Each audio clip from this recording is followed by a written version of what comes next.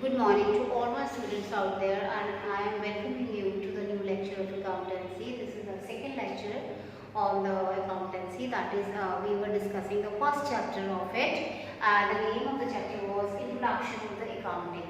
In our first lecture, we have just tried to understand what is the definition of accounting, and you also have a view about that accounting is just like a business language. It is a language of the facts and figures which can be recorded in the term of the money. Which can be recorded in the terms of money. For that, what language we will going to use is called the accounting. And in the normal way of the course, in the normal routine, we also the layman, everybody is doing the accounting. But here we are today now concerned about the accounting of the companies and the firm or the business houses. So today we are going to discuss about what are the attributes, what are the characteristics or the properties of accounting. Before that, I just want to recap the definition of accounting. That is, the accounting is an art of recording, classifying, summarizing significant manner, in a significant manner, and the terms of the money transaction, which are in a part of at least financial character and interpreting the result therefore. So this is the definition actually given by the American Certified Public Accountants. This is the definition. Actually, it's a very small definition including all the key words of accounting. With the help of this definition, you can elaborate the characteristics of accounting, what are the properties of accounting. So, with the help of this, first of all, the first part is the identification of the financial transaction. So, first characteristics of the accounting is the identification of the financial transaction. In accounting, it is very important to identify whether the transaction or the event is of the financial nature or the you can say of your related to the business, because you are to first identify that the business is the transaction or the event is must be related to the economic activity. In the business study, you have just know about what are the activities of the day activity of a human activity, that is the economic activity and non-economic. So identification of the financial transaction means first of all you are to be clear about that this transaction or an event is related to the economic activity or not. If it is economic activity, if it is come or measured in the monetary term, only then we will proceed to that transaction. So first is identification of financial transaction. Financial transaction are those transactions which is related to the economic activity. So next is the measuring of the identified transaction. Once it is be clear about that this is the economic activity, this is related to the money, then you will be measured. You will measure that transaction or event, because only those transactions and event can be recorded or measured which is come in the currency, which can be measured in the your home currency or the country currency. So after measuring or the identified transaction, you come up with the recording part. So recording means just like when you are just having a rough copy with you and you are just noting down all the things roughly in that book. So it is also just like that. In the recording of the transaction, once you identify, then you are measured that this it is pretty pretty sure about that this transaction can be measured in the monetary and a currency form. Then you move to the recording part. Recording part, for that recording you must have a book which is called a day book. In a financial language we say that day book is called the journal.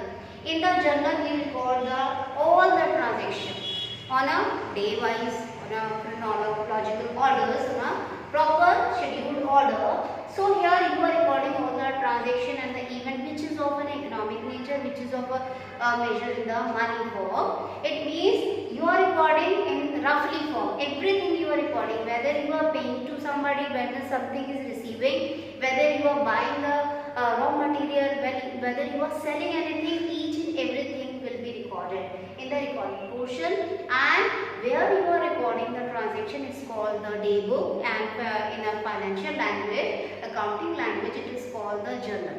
So journal, there is a book of there is a book, the day book, where you are recording all. Also we have a substitute of the journal when the business is getting big. It is getting very complex to just make a one book, to maintain a one book. Then we divide that one book into the different substitute, where that is actually the same book, but we are actually going to divide or bifurcate that book in a different section. It is we have this divided into the cash journal. We divide to the one of the part is also called the purchase journal, purchase book. The one is called the sale book. So here, with the help of the substitute, journal substitute, or by the way of the journal, we record all the transaction. Then we move to the classification. Now classification here means whatever you are just recording in the journal, it means that is your roughly recording. Or at the time of classifying the accounts mean, then at the evening when you just sit with your journal book, you just see that these are some accounts related to the particular person, these are accounts related to the particular account. Then you are going to classify all the transaction, and you are going to be put those transactions to those accounts. It means that classification means there is after the journal, when you finally record it, then you go to the ledger. Ledger is just like a cushion of all the account. Every account, either of a 10 rupees account or a 1000 rupees account, every account is recorded in the book, which is called the ledger. So in the ledger, all the entries which you have recorded there in the journal is going to be transferred. So always we say when we record the transaction, when we first record thing, it is go to the journal. So we are saying the recording of the journal. But when we talk about the ledger, where all the accounts are there, when we are actually transferring the event or the transaction from the journal to the ledger, we will not call recording of the ledger, we call the posting of the ledger, posting of the transaction. Why it is so? Because in a first move, when we record something, when we finally write something, it is called recording.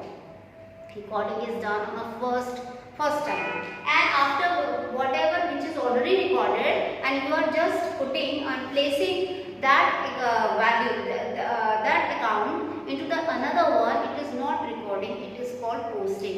That's why we call in the classifying process, it is not recording the transaction, it is called posting the transaction from the day book, from the journal to the ledger. So after the classification, classifying the transaction, you come to the summarizing. When you are just making all the account, then it is a time when you are just actually maintaining all the account, comparing it, you are casting it, you are just balancing it. And in the process of the summarizing, you are actually making the trial balance. You are also making the income statement and the balance sheet statement. So this is the time when you are making the trial balance. I am repeating it. You are making the trial balance. You are making the income statement. Income statement is a statement which contains the trading account and the P&L account, and balance sheet statement also. So summarizing means all whatever you have just gathered, that is on a it is gathered, and actually it was unorganized. All the data is unorganized. You have just gathered it. But in the summarizing process, you are just whatever you have gathered, you are just putting them very small but very important. Each and every information is getting small but very important. Each and everything is there in the accounts, and but you are just shaping them into the proper way, which is called the final account. So in the summarizing process, you are making the trial balance. After making the trial balance, you then proceed to making of the final account, which is actually the statement of the income statement and the balance sheet statement. So final account means, what is the meaning of final account? You should know about it. Final account means it is the statement of two. One is the income statement, I am repeating it, and the second one is the balance sheet statement. Income statement, through the income statement we come to know about the profitability of any business house or a firm, or the balance sheet statement we come to know about the the position of that, its financial health, what are the assets, what are the properties of the business, what are the assets, what are the liability of the business, we come to know about the balance sheet. So after summarizing, after making a proper data, after making the data in a proper form, in a proper format, we proceed to the analyzing and interpretation. When you have a proper format of all the data, it is in a summarized in a small form, but on the same time it is very useful because it is tactfully you are just making it. You are making a data which is of a proper use. Anybody who is a user of accounting can use it very well. So after the summarizing, you come to the analyzing and interpretation. With the help of that data, with the help of the financial accounting, financial data, with the help of the balance sheet or the income statement, you come to know about what can be done in the future. With the help of that, the management or owner or who are the management of the firm or business house can make the planning, the further planning on the basis of the financial data. Also, with the help of that, they can make a prediction for the future, which is called interpretations. Next is the communicating the data. After doing all this, the last step is the communicating the data into their final users. Users are so many. The accounting users may be the owner who is creating the business. The user is also the management. The manager also using the data. The employees of that factory or a firm. You can say the customer. You can say the bank. Or you can say the tax authority. There are so many users of accounting information. So these are all about the characteristics of accounting. With the help of the definition, you can make out all the characteristics and properties. Now, we move to the next, that is the objective of the accounting. What are the aim and objective of the accounting? We can say why we are doing the accounting, why we are doing such a long process, what is the theory behind it. So what are the objective of accounting? First is that is maintaining accounting record. The first objective and the aim of the accounting is to maintaining the proper and systematic record of the data. The data is useless until unless it is not organized in a proper way. You can't make any of the assessment, you can't make any of the record, you can't make any of the decision on if the data is unorganized way. For that, you have to organize all the data so that all the users of accounting can be used it properly. So it's a very important objective of accounting, that is the maintaining the accounting records. Next is determining profit and losses. Everybody who is investing a lot of money in a business having a curiosity that how much he is earning actually. At the end of the year, everybody who is just putting the money in a business, they need to know about how much he has earned as a profit. So with the help of accounting, you can come to know that what is your profitability of the year, what are your profit, if there is a loss, where you are lacking in your efforts. So why these losses are there, and vice versa, if there is a profit, what efforts are actually triggering your profit, and what are your future plans to increase more further for your profits. Next is the determining the financial position. Here it means in one hand you try to know, you want to know about the profitability of your firm. You have put a whole year, you are putting your efforts. Also in the third one is determining the financial position. Financial position is actually the list of all your properties and all your liabilities. When you just compare these together, then you come to know what is your financial health, how much your properties, how much the business properties are with you, and on the basis of that properties, on the basis of that, how much is you bound to pay to your liability. Are you be able to, balance both the things? You come to know about the financial position. The financial position, we say that can be known with the help of making the balance sheet. The balance sheet is actually the statement of the capital and liability. When you it is a kind of a the equation, that is capital plus liability must be, always should be equal to the assets. Capital means your initial money, you are just investing to the business, and assets, liabilities are means you have arranged the money from the outside source.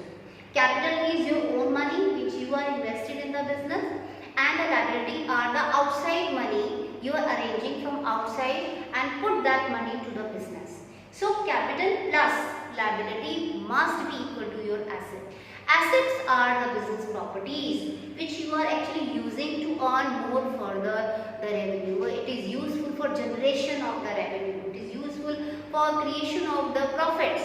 Okay, so balance sheet is an equation. It is in a statement which is there should be capital plus liability must be equal to the assets. So with the help of the financial position, you can come to know about what is your financial position. What is your financial health? Okay, the next objective of the balance sheet is facilitating the management, the persons, the managers who are working inside the business, inside the management, they want to know about, because managers or a management are actually always trying to control it. They are very much useful. The accounting information is very much useful for controlling all the things. Then for making the budgets, because for the management it is also very important to make the budget. Budgets are means for arrangement of all the things for the future with the help of the money, how much the money you have and where you are actually employing that money in the future. Okay, and also the forecasting. Your accounting is very much useful for the management for the three basic things, that is controlling the whole business, how it is going on, then for the budgeting and also for forecasting. With the help of the previous accounting, you can forecast, you can judge what is going to be happen in the future. Next is the fifth, that is providing accounting information to users. I have also explained there are so many users of accounting, and every user is actually required this accounting information to receive or to go on a particular decision, to decide something for their betterment of the future. So for that the accounting information is very much important. Then protecting business assets. Accounting information is very much important for the assets, protecting the asset. How you are actually using the asset and how you are actually exploiting the asset. So these are all the objectives of the accounting. So today we have just learned about what are the characteristics of accounting and also the objective of accounting. So characteristics means these are actually, you can't jump it out. Whatever there in the blackboard, whatever it is given in the points, it should be like that. You can't jump it out, because first the identification of the financial information, then you measure the thing, then it comes to the recording. Recording means recording in the journal. Then you go for the ledger. Ledger means when you transfer or post the transaction, or even from journal to the ledger. It is not called recording here. It is called the posting of the transaction. Then comes to the summarizing. Summarizing is a process where you make a trial balance, you make the final account. Then you come to the, when you do with the summarizing, you come with the analyzing and interpretation, which means it is a point where the manager or a general manager do the meeting with the help of the accounting information. They arrange the meetings, they do the discussions, make the future planning and all, and also after that it is communicating. Finally the data is communicating to the users of accounting. So this is all about for today, and I'm sure you people are just doing and try to learn at your home. And if you have any kind of the doubt